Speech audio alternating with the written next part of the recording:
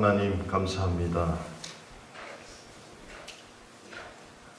많은 무리 중에 이 세상 사람들 중에 주님, 때가 되므로 나를 부르시고자 주께서 이 땅에 오신 그 성육신의 사건이 나의 개인의 특별한 사건으로 주님을 만나게 하신 것 참으로 감사합니다. 아버지, 오늘 주님의 가장 사랑했던 제자 중에서 한 사람 베드로를 주님 찾아오시는 장면을 통하여 내 인생 가운데 주님이 찾아오신 그때를 다시금 생각함으로 에베소 교회를 향해서 너희가 첫사랑을 잃어버렸다 하셨던 주님, 내 안에 그 첫사랑이 회복되는 놀라운 은혜가 이 시간 있게 하여 주시옵소서. 주님이 사랑하는 양들입니다. 당신께서 말씀하시고자 하는 것을 이 부족하고 더러운 이 죄인을 통하여 주여 말씀하시옵소서. 이들이 듣고 아멘으로 화답할 때에 주님의 제자들이 주님 제자들로 결단하는 아름다운 시간 되게 하시옵소서. 그렇게 주님 쫓아가는 삶을 살게 하여 주시옵소서. 감사합니다. 예수 그리스도 이름으로 기도합니다. 아멘.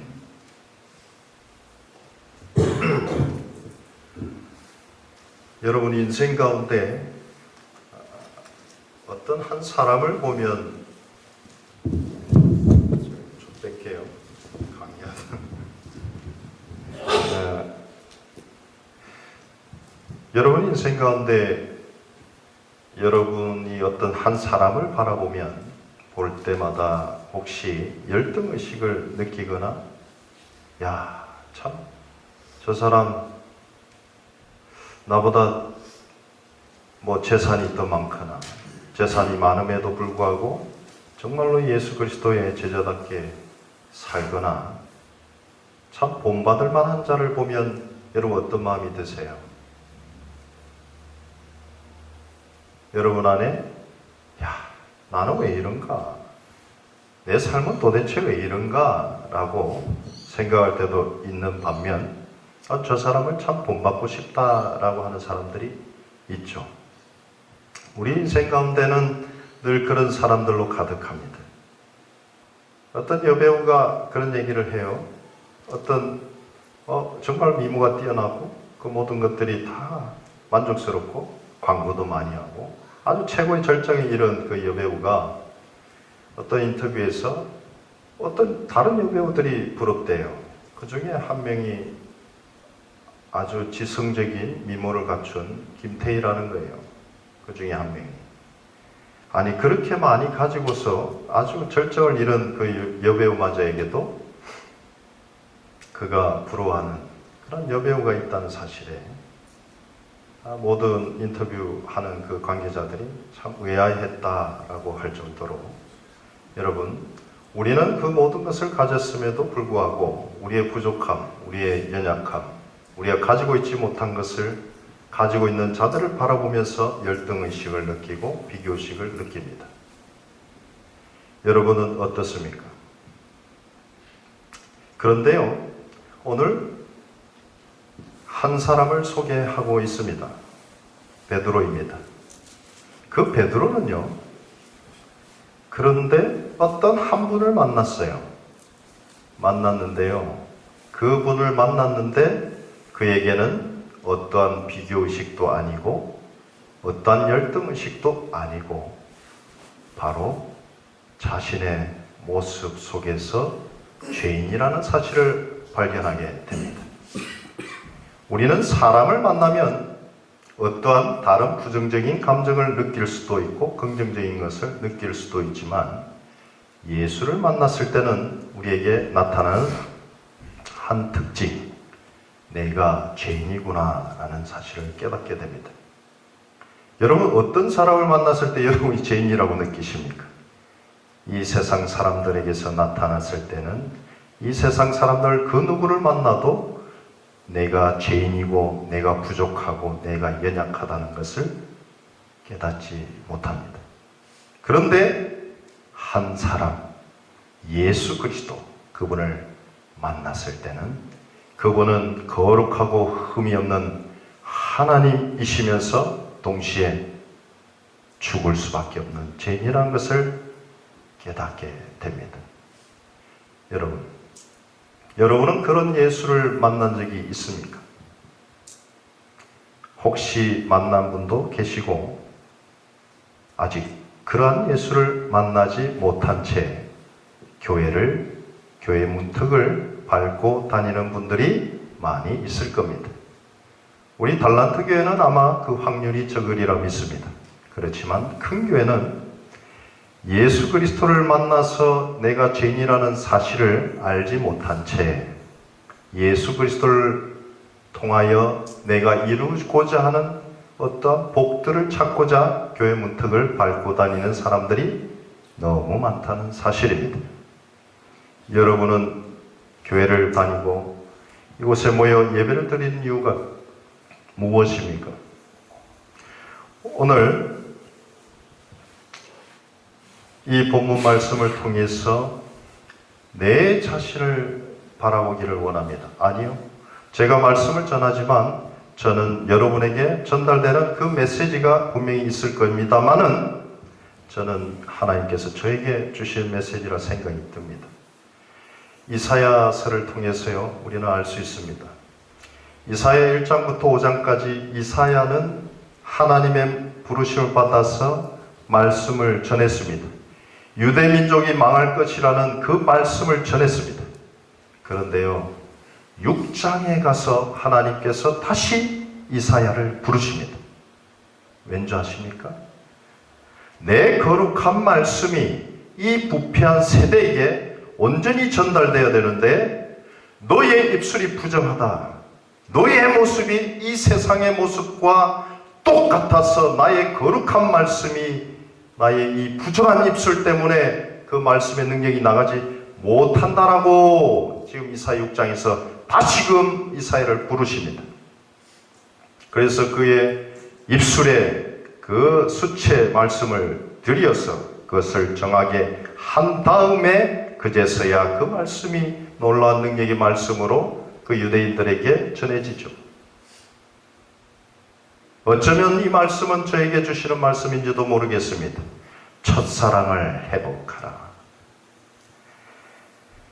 여러분의 인생 가운데 베드로처럼 이렇게 인생에 가장 큰 영향을 준 여러분의 삶을 송두리째 변화시키는 예수 그리스도를 만난 경험이 있을 것입니다. 그때의 감격이 여러분 안에 남아 있습니까? 베드로가요, 이 누가복음 5장에 보니까 뭐라고 되어 있냐면 무리가 몰려와서 하나님의 말씀을 들을새, 영어로 보면 now it happened, 어느 날, 이런 뜻이에요. 그건 무슨 말이냐면 베드로에게 있어서 이 5장 예수 그리스도를 만나는 그 사건 이전에 베드로는 이미 예수 그리스도와 함께 그 사역의 현장 가운데 있었다라는 것입니다. 예수 그리스도를 베드로는 여러 모양으로 여러 가지로 듣게 되었습니다. 그리고 직접 보았습니다. 그것을 어떻게 알 수 있습니까? 요한복음 1장에 그의 형제 안드레, 그러니까 세례 요한의 추종자들이었죠. 세례 요한 말고 제자, 예수 그리스도의 제자 요한과 안드레, 그들은 세례 요한의 추종자였습니다. 1장에 보니까 세례 요한이 저 어린 양을 보라, 세상 짐을 지고 가는 그 모든 죄악으로 인한 고통과 그 모든 것을 지고 가는 저 어린 양을 보라라고 하면서 제자들에게 그를 쫓아가라 라고 얘기하죠. 그러면서 그 두 제자가 그 중에 한 명은 안드레였습니다. 그들이 예수 그리스도의 그 머무는 곳에 가서 밤맞도록 얘기를 하다가 안드레가 이분은 메시아다 라는 것을 알게 됩니다. 그래서 그 기쁜 소식을 그의 형인 베드로에게 가서 전합니다. 내가 메시아를 만났다. 그러면서 베드로의 그 또 다른 사건이 뭡니까? 물론 장모님의 열병을 고친 사건들이 있습니다. 이 사건은 지금 예수 그리스도가 베드로를 부른 그 이후에 일어난 사건으로 보기도 하고요. 그 전에 일어난 사건으로 보기도 합니다.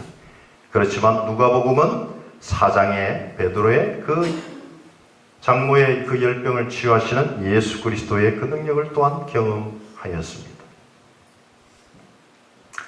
그리고 예루살렘에 올라가서 예루살렘에서의 성전 청결 이후에 8개월 동안 머무는 동안에 그 세례 요한의 추종자들은 어떻게 해요? 세례 요한이 집회 장소 때마다 가서 그의 세례 요한의 말씀을 듣다가 예수 그리스도의 그 성전 청결과 여러 가지 사건들을 경험하게 됩니다. 그러다가 예루살렘에서 추수 때가 되어서 다시금 갈릴리로 내려가죠. 성경에서는 여러분 성경 읽을 때 올라간다라는 말은 지명으로 올라간다라는 것은 예루살렘을 얘기합니다. 예루살렘에 올라가는 것입니다. 내려간다라는 것은 예수님의 사역지인 갈릴리 지역으로 내려간다는 뜻입니다. 여러분 그렇게 보시면 되겠어요. 그래서 갈릴리 지역에서 이제 다시금 우리가 그렇지 않습니까? 예수를 믿고 나서도 확신이 없을 때에 어떠한 기도회나 여러 가지 기도 집회나 기도원이나 여러 가지 말씀의 은혜의 자리에 찾아가듯이 그들 또한 그렇게 살았습니다. 자기 일상 가운데 지내다가 집회가 있으면 그곳에 가서 집회의 말씀을 듣고 예수 그리스도와 함께 거기 가서 그런 사건들도 경험하고 그렇듯이 또한 갈릴리로 왔을 때에 베드로는 동일하게 자기의 일상으로 돌아가고 그래서 배로 고기를 잡는 그 일상으로 돌아간 상황입니다. 그런데 오늘 본문의 1장에 보니까 Now it happened. 무리가 몰려와서 하나님의 말씀을 들을새 영어로는 뭐라고 되어 있냐면 One day as Jesus was standing by the lake of Gennesaret. 게네사렛 호숫가는 갈릴리 호숫가의 다른 말입니다. 자, one day 이거 무슨 말이냐면 다른 버전에 보면 Now it happened. 이제 올 것이 왔다는 거지.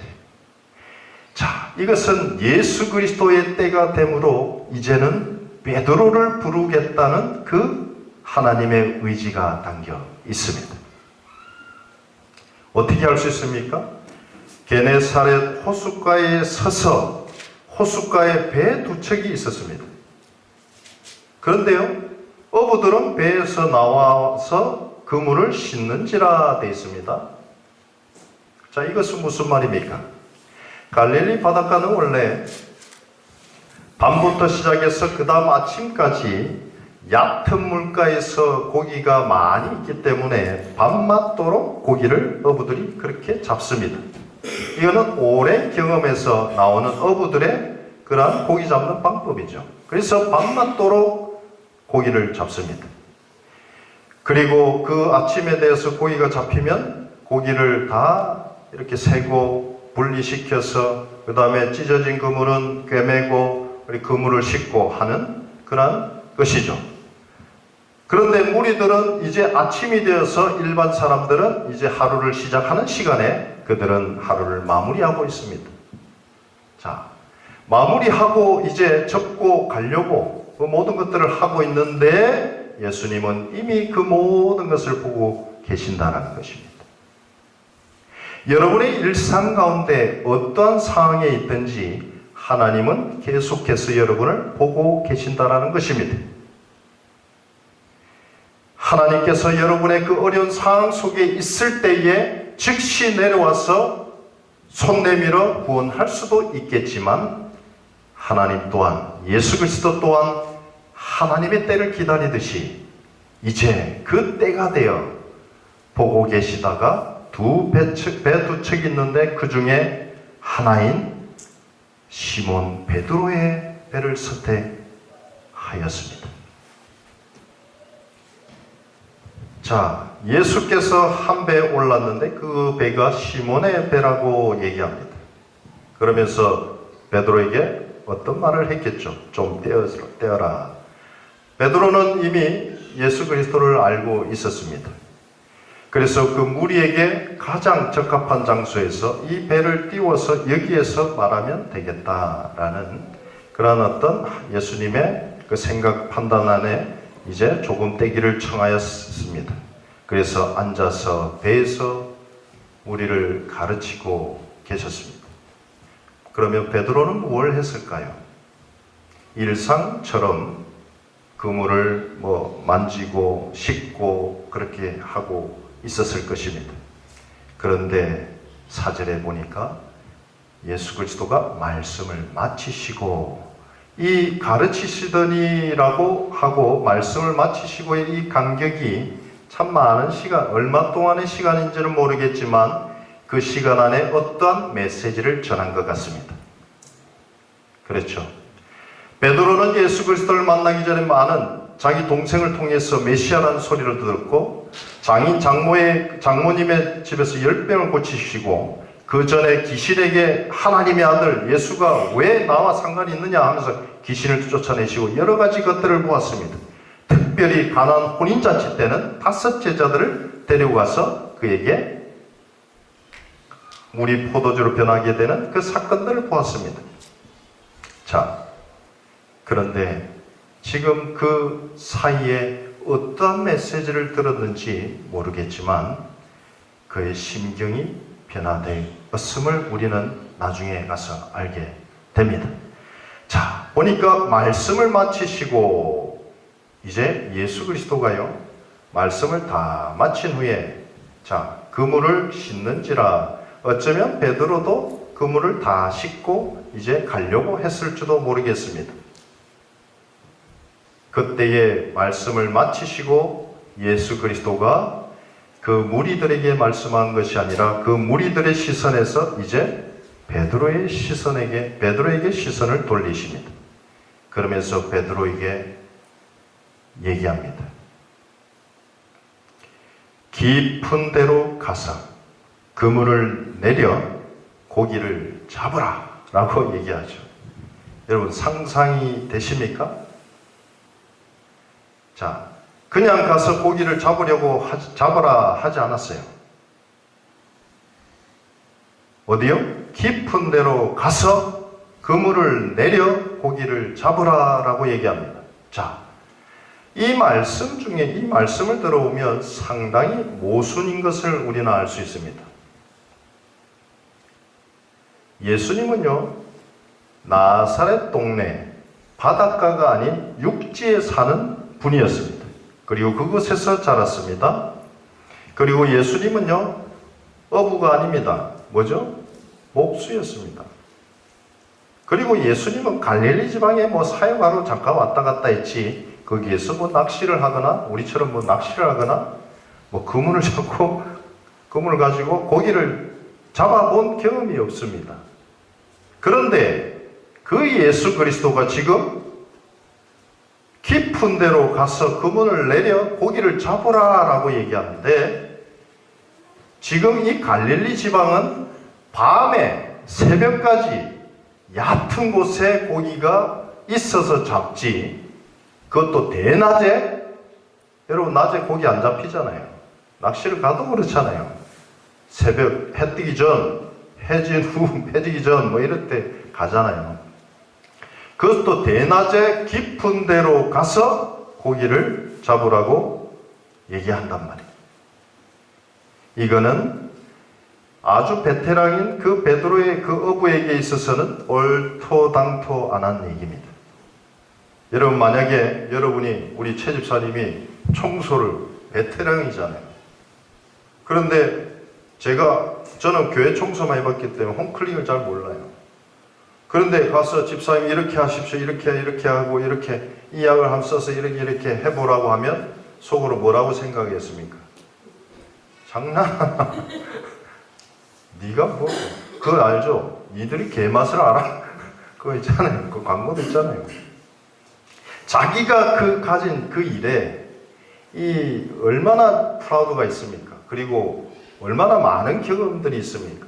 그런데 그것을 경험하지 못한 사람이 어떤 얘기를 할 때 어떤 태도로 우리가 반응합니까? 일반적으로 웃죠.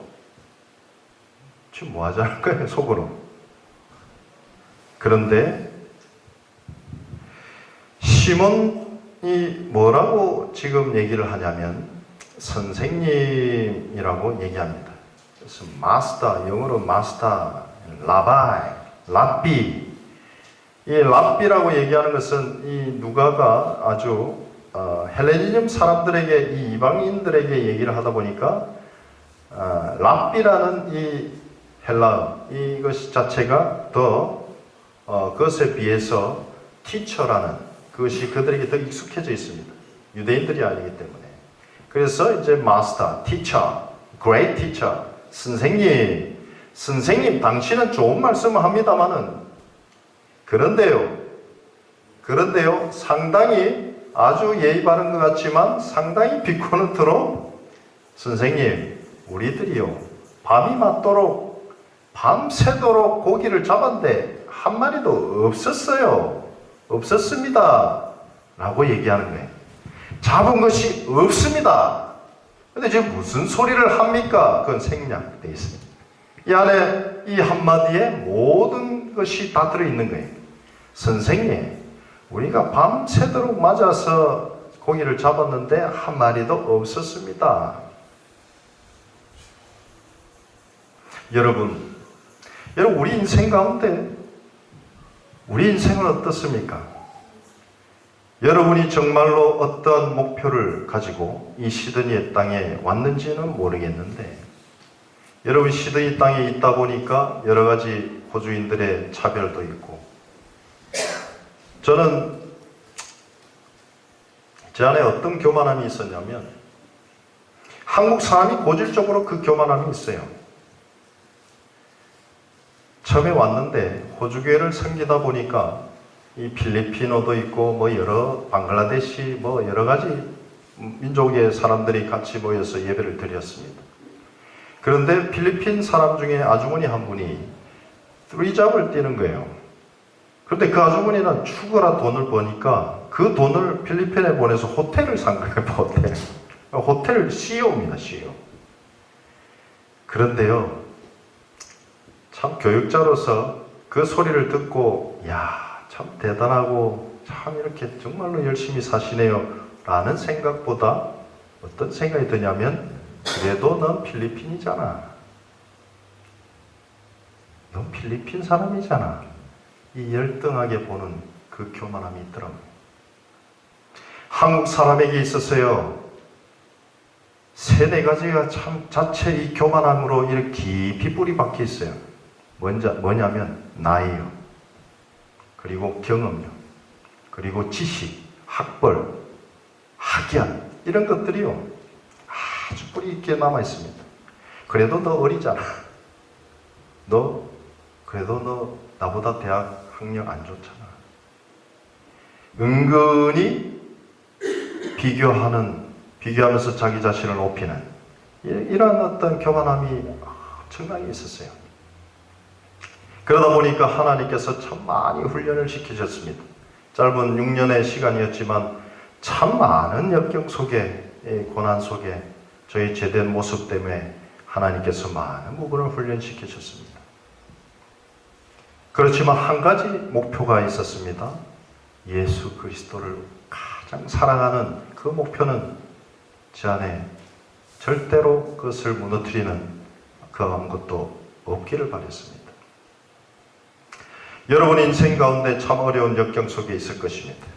정말로 노력을 하고 정말로 최선을 다했지만 여러분 알지 못하는 그러한 우연찮은 사건들이 여러분의 목을 재는 일들이 많이 있을 것입니다. 그것은 여러분 꼭 기억하십시오. 그런 때가 왔을 때는요, 그 모든 사항들을 하나님이 보고 계신다는 것입니다. 그때에 여러분이 어떠한 말의 고백을 하는지 하나님은 다 듣고 계신다는 것입니다. 그리고 여러분의 모든 상황을 알고 계신다는 것입니다. 그때에 그 하나님은 찾아오십니다. 여러분의 인생 가운데 가장 험하고 어렵고 갈등이 있고 정말로 내 힘으로 그것을 할 수 없다라고 생각할 때, 그때에 하나님은 말씀하십니다. 그 음성을 들을 수 있는 그러한 여러분이 되기를 바랍니다.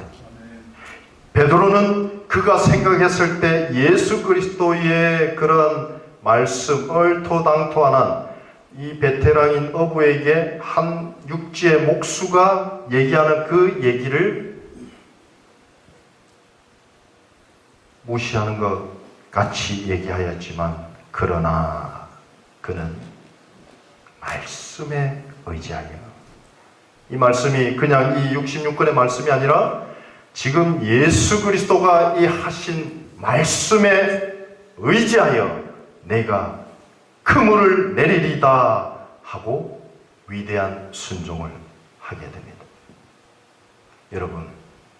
여러분이 힘들고 어려울 때, 정말로 여러분 상황 속에서 몸이 아파서 이제 죽음을 앞두고 있다 할지라도 예수 그리스도가 주시는 이 지금의 이 말씀을 여러분이 듣지 못한다면 여러분의 육체의 죽음보다 더 안타까워 해야 되는 것이 현실이라는 거예요. 그것을 더 안타까워 해야 된다는 것입니다.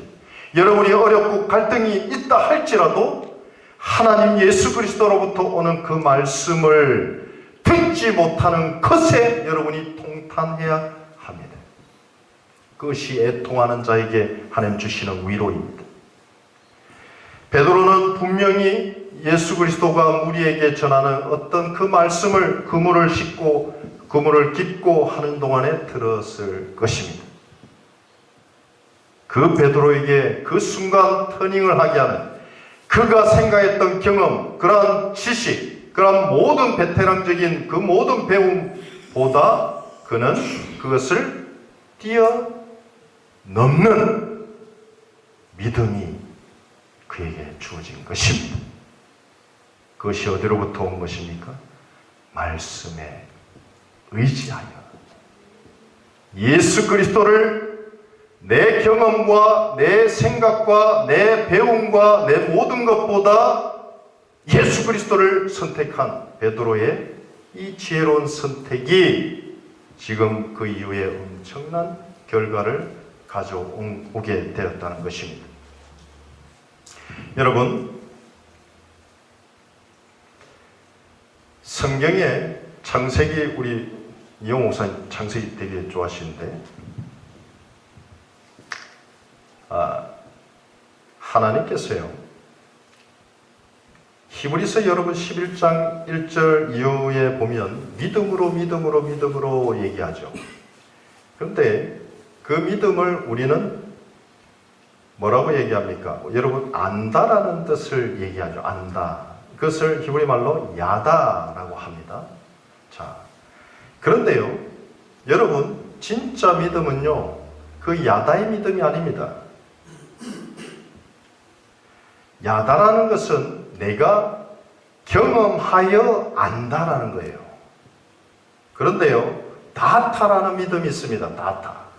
다타라는 그 믿음의 히브리의 그 말씀의 뜻은 뭐냐면, 하나님이기 때문에, 하나님 그분이 말씀하셨기 때문에 내가 경험하지 않아도 그분을 믿는다. 이 믿음이에요. 여러분이 경험하여 안 예수를 여러분 얼마나 믿을 것 같아요? 사단은요, 먹어보면 죽지 않아. 이 야다라는 그 믿음에 아주 교묘한 것을 통해서 역사를 해요. 우리는 그런 야다라는 그 믿음의 그것도 중요하지만 더 중요한 것은 갈 바를 알지 못하나 하나님이 말씀하시니 그 말씀을 믿음에 갖다라는 거예요. 히브리서 11장에서 얘기하는 것은 내가 알고 절에 가면 되겠지, 계산해가지고 절에 되면 되겠지, 예수님이 이렇게 해줄 거야, 그 믿음이 아니에요. 진짜 믿음은 하나님 말씀이 이렇다라고 하면 이것이 어떠한 결과를 나오는지 모르지만 그분을 내가 신뢰함으로 나가는 그 믿음, 그 믿음을 하나님이 기뻐하신다는 것입니다. 베드로는 지금 자기의 경험을 얘기하지 않습니다. 그가 하신 그 말씀 자체는 예수 그리스도 당신이 말씀하신 그 말씀에 의지하여 그물을 내렸습니다. 그렇게 하니 6절에 보니까 고기를 잡은 것이 심이 많아 그물이 찢어지는지라 라고 했어요. 자, 보십시다. 너무 많아서요, 그물이 찢어졌어요. 자, 어떻게 보면 상징적으로 이 말씀은 또 이렇게도 얘기합니다. 이 베드로의 이 자아가 찢어졌다라고까지 어떤 주석은 그렇게 얘기를 합니다. 자, 뭐 그럴 수도 있고요. 고기를 잡은 것이 심이 많아 그물이 찢어지는지라 라는 것은 충만한 뜻이에요. 충만한. 자, 충만하다는 것은 말씀을 의지하니까 우리 베드로가 자기의 경험과 그것을 했을 때는 그 충만함을 경험했는지 안 했는지는 모르겠어요. 그런데 그것을 내려두고 예수 그리스도의 그 말씀에 의지하여 그 순종을 해보니 충만한 하나님의 이 놀라운 은혜가 이 안에 충만하게 된 거예요. 여러분, 여러분의 삶 속에 무엇을 더 의지하십니까?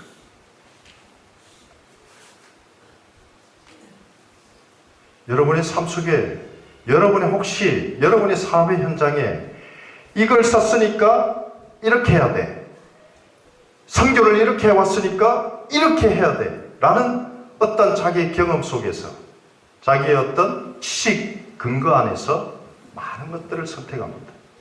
오히려요, 말씀이 있지만 말씀은 바로 직접적으로 그 결과가 나타나지 않기 때문에 말씀을 읽고 말씀을 고백하지만 정작 그 현실로 돌아오면 자기의 생각과 자기의 판단과 자기의 지식과 경험으로 하는 경우가 많다라는 거예요. 그러다 보니 그 결과는 충만함이 없습니다. 늘 부족합니다. 그런데요, 보세요. 요한복음 21장에 보니까 예수 그리스도가 부활하고 엠마오 도상에서 부활하신 다음에 제자들에게 여러 번 나타나십니다. 그런데요, 제자들은 예수님이 죽고 난 이후에 다시 일상으로 돌아갑니다. 그런데 그 부활하신 예수 그리스도는 그 일상으로 돌아간 제자들을 하나하나 만나서 그 예수님이 죽기 전에 하셨던 그 말씀들이 응한 이 말씀이 이루어진 것에 대해서 증거를 하십니다. 그러다가 마지막 21장에 다시금 제자들을 찾습니다. 처음 베드로를 만났던 그 현장에 동일하게 오버랩되면서 똑같이 그 현장에서 고기를 잡는, 밤이 맞도록 수고하였으나 잡은 것이 없을 그때에 예수님은 그 멀리서 바닷가에서 제자들에게 얘들아, 잡은 것이 얼마나 되느냐 하고 묻습니다. 오른편에 그물을 던져라. 아주 똑같은 상황입니다. 깊은 데로 가서 그물을 내려 고기를 잡으라. 근데 놀라운 일이 생겼습니다. 힘이 많은 물고기가 잡혔는데 요한은 그것을 153마리로 기록하면서 그물이 찢어지지 않았어요. 찢어지지 않았습니다. 가득하여 그때 요한이 예수님이다 라고 했을 때 베드로가 뛰어들어 그 예수님께 달려가죠. 제자들은 고기를 챙겨서 내려왔는데 예수님이 그 잡은 생선 몇 마리를 가져오라. 그때 제자들과 있으면서 베드로를 마지막으로 부르십니다. 자, 오늘 베드로가 예수 그리스도를 만나는 이 장면 앞에 찢어지는 경험을 했습니다. 힘이 많아서 그물이 찢어졌습니다. 그런데 보니까 7절에 보니까 이에 다른 배에 있는 동무들에게 손짓하여 와서 도와달라니, 보통 고기를 잡으면 어이 빨리 와 이렇게 할 텐데 손짓을 하는 거예요. 사인을 주는 거예요. 사인. 이게 뭐예요? 다른 사람 알리고 싶지 않은 거예요. 대박이 터진 거예요. 고기가. 아직도 베드로에게는 자기의 어떤 경험과 이런 계산이 있다는 거예요. 왜냐하면 자기 아는 친구들만 불러서 빨리 이걸 싣고 왜 또 다른 사람이 와서 그물을 내릴까? 그만. 그 비밀을 알리고 싶지 않은 거예요. 여러분 어떤 것들 발견하면 여러분 다른 사람에게 알리겠습니까? 내 사랑하는 사람들에게만 알리지. 이 참 인간적인 생각들이 있다는 거예요. 지금도 아직까지도. 그래서 도와달라니 그들이 와서 2배 즉 채움에 잠기게 되었더라. 그런데 이 7절과 8절 사이에 엄청난 사건이 일어납니다. 시몬 베드로가 그 2배에 잠긴 것을 보면서 그의 인생의 가장 큰 사건이 일어납니다. 예수의 무릎에 엎드려 이르되 주여 나를 떠나소서 나는 죄인이로소이다 하니 Lord, I am a sinful man. 선생님으로 알았던 그 예수 그리스도, 좋은 말씀을 전했던, 그리고 가끔씩 기적을 베풀었던 그 예수 그리스도, 그 예수 그리스도는 그냥 예수 그리스도였습니다. 그런데 오늘 이 시간 베드로는 자기를 찾아오신 그 예수 그리스도, 그 예수 그리스도를 대중의 예수 그리스도가 아닌 나의 예수 그리스도라는 고백을 하는 엄청난 사건이 이 시간 일어났다는 것입니다. 그가 고백합니다. 선생님이여 나를 떠나소서 하지 않습니다. Lord. 구약의 하나님을 The Lord라고 하죠. Lord, our Father. 그것은 뭐냐면 구약의 하나님이 이 세상을 통치하시는 로드라는 것입니다. 자, 그 로드의 그 단어가 지금 이 순간 베드로를 통하여 예수 그리스도가 My Lord, 하나님이시라는 것을 고백하는 이 장면의 순간입니다. 하나님을 만나면 우리는 그 거룩함 앞에서 내가 죄인이라는 것을 알게 됩니다. 여러분, 여러분의 인생 가운데 아직도 이러한 예수 그리스도를 만나보지 못했다면 여러분은 죄송합니다만 여러분은 아직도 구원받지 못한 백성입니다. 교회에 다닌다고 해서 여러분 구원받는 것이 아닙니다. 예수 그리스도가 나의 주인인 것을 여러분 믿으셔야 합니다. 주인이 바뀌어야 됩니다.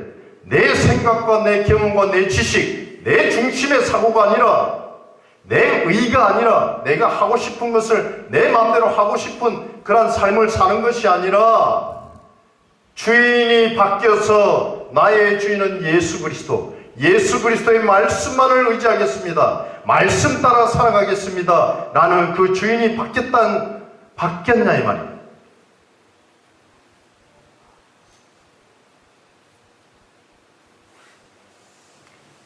예를 들어 여러분이 부모의 말씀을 듣지 않으면 그런 거 많죠. 연예인 한답시고 부모가 그렇게 딴 따라 하면 안 된다, 그거 하면 안 된다 라고 하면서 집 뛰쳐나간 옛날 가수들이 얼마나 많습니까? 그러면서 부모들은 호적에서 너희를 파겠다. 뭐예요? 부모의 말씀을 듣지 않으면 떠나야 되는 거예요. 그 집의 가정에 자녀가 될 수 없다라는 거예요. 그런데 여러분, 그것은 가족의 문제입니다. 가정의 문제이지만 이것은 생명의 문제입니다. 여러분이 지금 내 주인은 예수 그리스도, 내가 주님의 말씀을 듣고 주님의 말씀대로 살아가겠습니다 라는 그 주인이 바뀌지 않으면요, 여러분은 아직도 죄 아래, 율법 아래 있어 그 율법은 당신을 사망으로 반드시 이끌어갑니다. 영원한 생명, 그 생명으로 이끌어가지 않습니다. 이 시간 여러분 진지하게 고민하셔야 됩니다. 아직도 내가 살아서 내 뜻대로, 내 의지대로, 내 하고 싶은 대로, 내 경험, 내 지식, 내가 배운 그러한 지식, 학력, 그것으로 여러분 이 세상을 살아간다면 아직도 여러분은 예수 그리스도를 만나지 않은 사람입니다. 베드로는 지금 이 순간 아무것도 아닌 자기 일생 가운데 밤낮도록 고기를 잡지 않은 적이 여러 번 있었을 텐데도 이 시간 예수 그리스도의 말씀을 의지하여 내리니까 그 경험을 했는데도 그 경험 하나가 그 인생을 바꿔버렸어요. 여러분에게도 그런 인생의 큰 전환점을 가져오는 그런 여러분의 베드로 같은 그런 인생의 경험들이 있기를 바랍니다. 여러분 깊이 생각하셔야 돼요. 여러분이 지금 무엇에 메인바되어 있는가? 사도 바울은요, 에베소서에서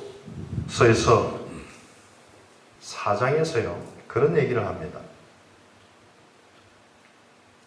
감옥에 갇힌 바 된 나 바울은 얘기하면서요, 중간 하반절에 나는 담대함과라고 얘기해요. 담대하다. 그럼에도 담대하다라고 얘기해요. 그건 무슨 말이냐면, 담대하다라고 하면 여러분이 그냥 내가 브레이브하고 막 이렇게 얘기를 하죠. 그런데 영어 성경에 보면 그 담대하다는 것은 어떻게 표현되어 있냐면 freedom 돼 있습니다. freedom. 그 말은 무슨 말이냐면 메인 바가 없다라는 거예요. 오직 예수 그리스도께 메인 바 되었기 때문에, 그가 예수 그리스도께 메인 바 되었기 때문에 그가 감옥에 있든 도살장에 있든 어디에 있든 그에게는 별로 의미가 없다는 거예요. 여러분 모든 것에 자유하십니까?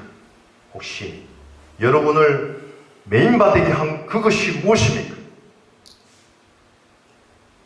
서티피케이트입니까? 아니면 돈입니까? 아니면 무엇입니까? 여러분 자존심? 여러분 무엇입니까? 그것에 메인바되었다면 여러분은 자유할 수 없습니다. 오직 예수 그리스도께 메인바된 자가 모든 것을 자유합니다.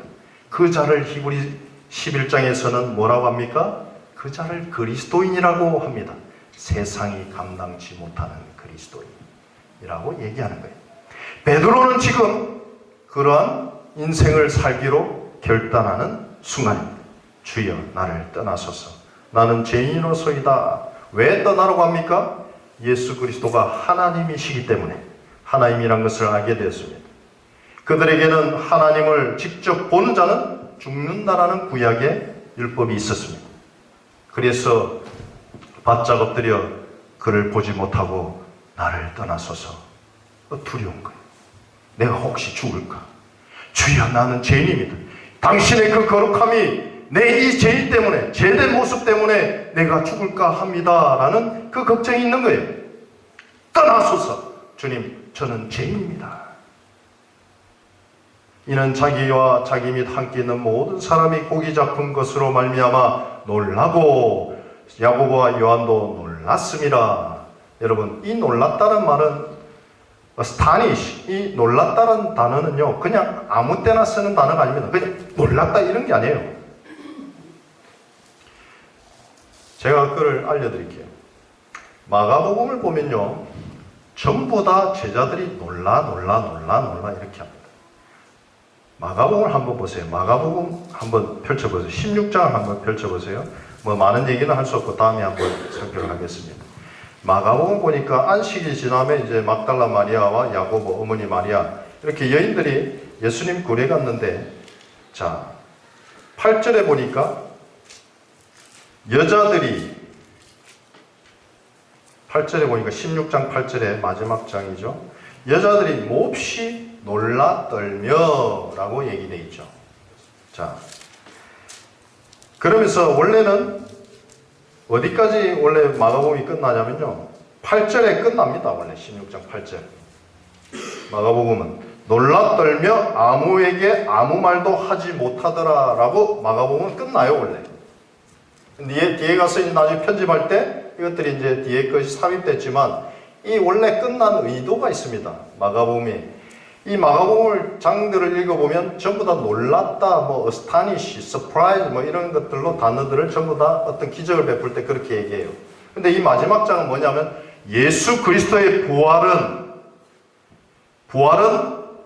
너무나 놀라운 기적적인 것 중에 기적이기 때문에 그냥 말을 할 수 없는 것으로 끝난 거예요. 이거는 경이로운 거예요. 경이로운 거. 그걸로 마가복음이 원래 8절에 끝나는 거예요. 근데 그렇게 끝나니까 설명이 미비하다 보니까 나중에 가서 성경 편집자들이 이렇게 넣은 것입니다. 예수 그리스도의 부활 자체는 놀라운 거예요. 그 예수 그리스도가 하나님이라는 그 사실 자체를 안다는 것만으로도 놀라운 거예요. 그래서 베드로, 그 야고보와 베드로, 이 모든 것이 그 놀라운, 예수 그리스도가 하나님이라는 놀라운 사실이에요. 놀라운 거. 그가 메시아라는 것을 그들이 이제 알게 됐다는 거예요. 하나님이라는 것을 알게 되었습니다. 그 하나님께서 그들에게 복음을 전합니다. 어떤 복음이냐? 시몬 베드로에게 이르시되 무서워하지 말라, 두려워하지 말라. 이 복음이에요. 내가 내게 평안을 준다. 복음입니다. 그래서 평안의 복음의 신, 평안을 주는 거예요. 샬롬. 누가복음 1장 38절에 보면요, 이런 얘기 나오죠. 가브리엘 천사가 사가랴에게도 나타나고 그 다음에 뭐예요? 마리아에게도 나타납니다. 그러면서 얘기를 합니다. 뭐라고 얘기하냐면, 자 볼까요? 누가복음 1장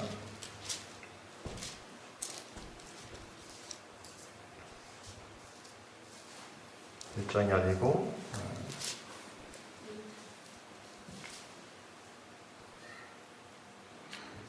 1장 34절, 38절에 보면요. 34절에서 보니까 마리아가 천사에게 말하되 나는 남자를 알지 못하니 어찌 일이 있으리까? 천사가 대답하려되 성령이 내게 임하시고 지극히 높으시니 하나님이 너를 덮으시리니 이른바 나실 바 거룩한 이는 하나님의 아들이라 일컫는지라. 그러면서 쭉쭉 가서 38절에 보니까 37절 대저 하나님의 모든 말씀은 능하지 못하심이 없느니라. 마리아가 이르되 주의 여종이오니 말씀대로 내게 이루어지이다 하며 천사가 떠나가니라. 마리아에게도 그 믿음이 있었습니다. 말씀은 능하지 못하심이 없느니라. 이 믿음이 베드로에게 지금 있었던 거예요. 그래서 마리아에게도 두려워 말라라고 하죠. 사가랴에게도 두려워하지 말라. 이 복음입니다. 복음. 너희가 죽지 않는다.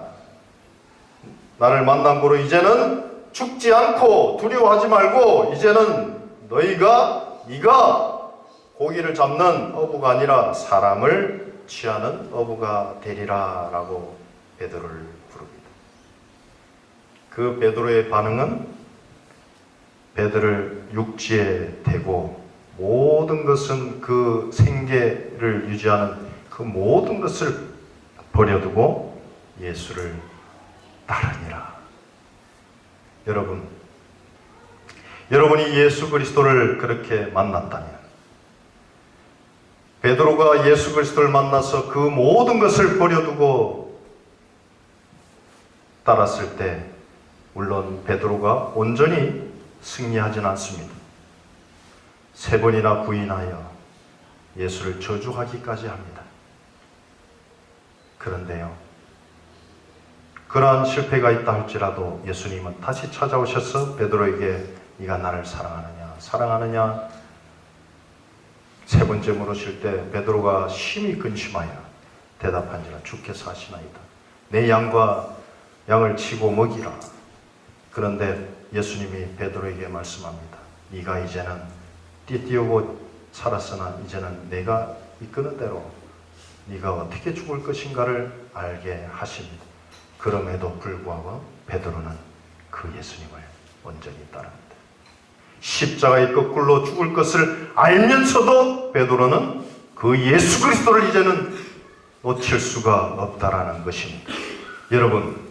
여러분이 예수 그리스도를 그렇게 만났다면 여러분 아직도 베드로처럼 성령의 온전한 띠뜨는 대로 그분이 말씀하시는 대로 여러분 순종하여 지금 살고 있습니까? 아니면 아직도 버리지 못한 내 옛자 때문에 날마다 쓰러지며 살고 있습니까? 베드로는 모든 것을 버려두고 따랐지만 실패하였습니다. 그런데 성령이 오고 나서는 그를 위해 죽으셨습니다. 여러분 예수 그리스도를 믿었다면 이제 여러분 제자들도 하지 못했던, 그렇지만 제자들이 성령을 받고 권능을 받아 그의 증인이 된 하나님의 사람들이 되었던 것처럼 여러분이 예수 그리스도를 진정으로 믿었다면 여러분 안에 성령의 역사심으로 이제는 내 뜻과 내 중심대로 사는 것이 아니라 내 모든 것을 버려두고 내 모든 지식과 경험과 내 모든 것을 내려놓고 예수 그리스도의 말씀을 의지하여 살아가는 여러분이 되기를 바랍니다. 꼭 기억하십시오. 여러분이 경험해서 예수 그리스도를 믿는 것이 아닙니다.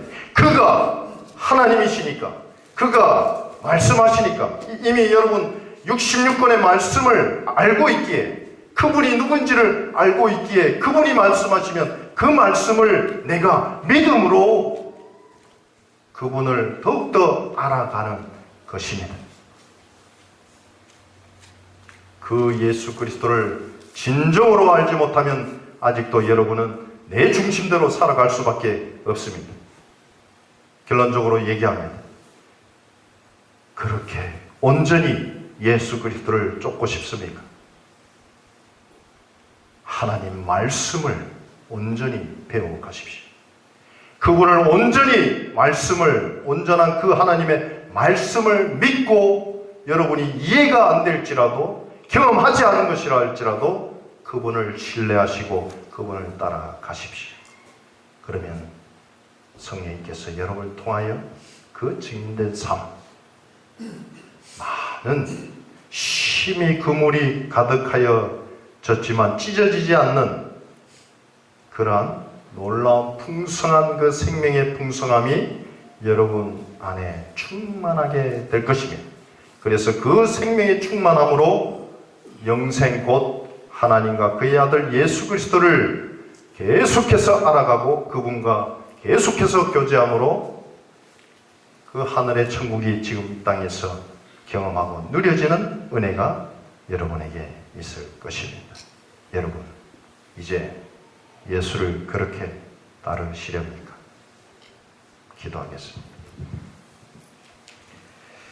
하나님, 감사합니다. 우리가 참으로 부족합니다.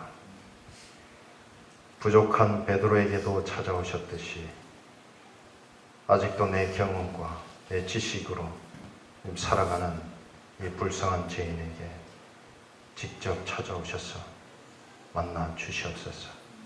당신을 정말로 구주로 모시고 당신의 말씀하시는 대로 순종하며 살아가는 당신의 자녀들, 제자들이 되기를 원합니다. 아버지, 만나 주시고 우리를 이끌어 주시옵소서. 감사드리며 예수 그리스도 이름으로 기도합니다. 아멘.